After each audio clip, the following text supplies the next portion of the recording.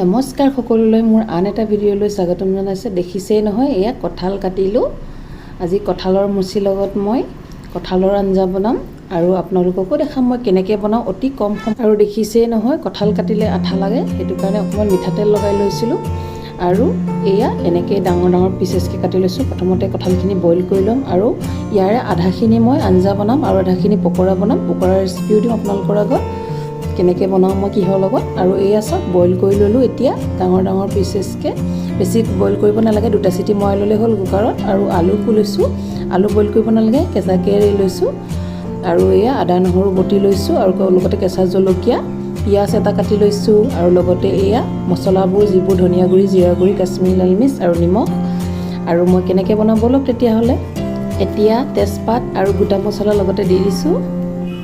আৰু লগতে এটা পিঁয়াজ কাটি লৈছিলোঁ, পিঁয়াজখিনিও মই ফ্ৰাই কৰি ল'ম ভাল ধৰণে।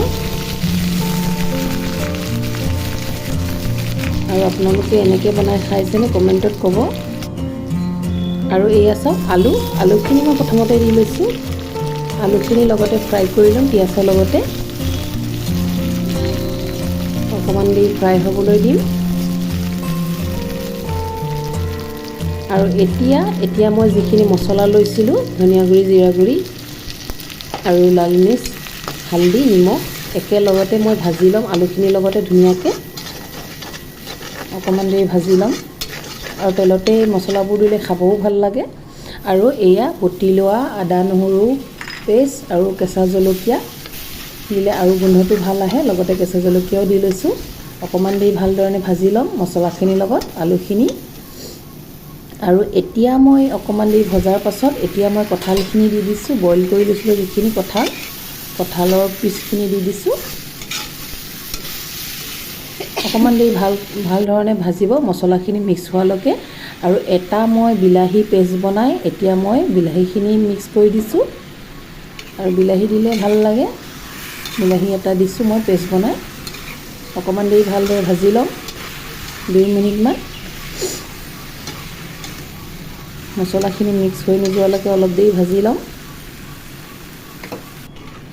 এয়া চাওক, অকণমান দেৰি পাছত অকণমান ভাজ খাইছে। আৰু বেছি হেতাখনেৰে লৰাই থাকিলে ভাঙি যাব চান্স থাকে, আৰু সেইটো কাৰণে মই বেছি দেৰি বইলো কৰা নাই। আৰু এতিয়া মই উতলা গৰম পানী দি দিছোঁ। আপোনালোকে জোখ অনুসৰি দিব, মই অকণমান কাঢ়ী হিচাপে বনাম, সেইটো কাৰণে অকণমান পানী দিছোঁ।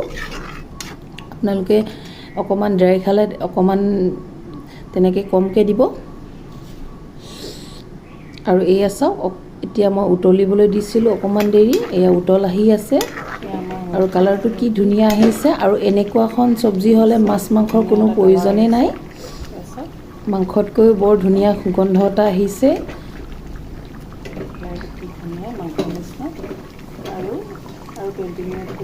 আৰু এনেকৈয়ে বনাই খাই চাবচোন, খুবেই টেষ্টি লাগে। এতিয়া মই আৰু অকণমান দেৰি সিজিবলৈ দিম। এয়া চাওকচোন, অকণমান দেৰি পাছত চাওকচোন, এতিয়া আমাৰ আঞ্জাখন ৰেডি হৈছে। কেনেকুৱা লগা নাইনে মাংস নিচিনা? এয়া চাওক, আপুনি নক'লে ধৰিবই নোৱাৰি কি ধুনীয়া এটা কালাৰ আহিছে, মাংসতকৈও মানে টেষ্টি হৈছে খাবলৈ। আৰু চাওকচোন, দেখিয়ে লোভ লাগি গৈছে। আৰু এয়া চাওক, চিকেন মটন যি বুলি ক'ব পাৰে তেনেকুৱা লাগিছে, মাংসৰ নিচিনা। পিচেছকেইটা ডাঙৰ ডাঙৰকৈ দিছিলোঁ আৰু টেষ্টি হৈছে খাবলৈ। আৰু অতি কম সময়ত আপোনালোকে এনেকৈ বনাই খাই চাবচোন, খুবেই টেষ্টি হয়। এতিয়া আপোনালোকক গোটেই থালিখন ৰেডি কৰি দেখাইছোঁ। আৰু এয়া চাওকচোন, কঁঠালৰ আঞ্জাকণ। আৰু এইফালে মই কঁঠালৰে পকৰা বনাইছিলোঁ, আপোনালোকক ৰেচিপিটো মই নেক্সট ভিডিঅ'ত দিম। আৰু এইয়া লগতে নেমু এটা লৈছোঁ, নেমু 1 পিচ আৰু পাপৰ এখন। আৰু বেটাইতো ধৰিবই নোৱাৰিলে, বেটাক ক'লোঁ মই মটন বুলি ভাবিয়ে খালে। আৰু খুবেই টেষ্টি হৈছিল, সোৱাদ লগা। আৰু আপোনালোকে এবাৰ ট্ৰাই কৰি চাব, খুবেই টেষ্টি। আপোনালোকে বনাই খাই চাবচোন, খুবেই টেষ্টি হয়। আৰু যদি ভিডিঅ'টো মোৰ ভাল পায়, শেষলৈকে চাইছে অশেষ ধন্যবাদ। আৰু দেখা নাইনে মাংসৰ নিচিনা? ভিডিঅ'টো যদি ভাল পায় লাইক, শ্বেয়াৰ, ছাবস্ক্ৰাইব কৰিব। আজিলৈ আছোঁ, বাই বাই।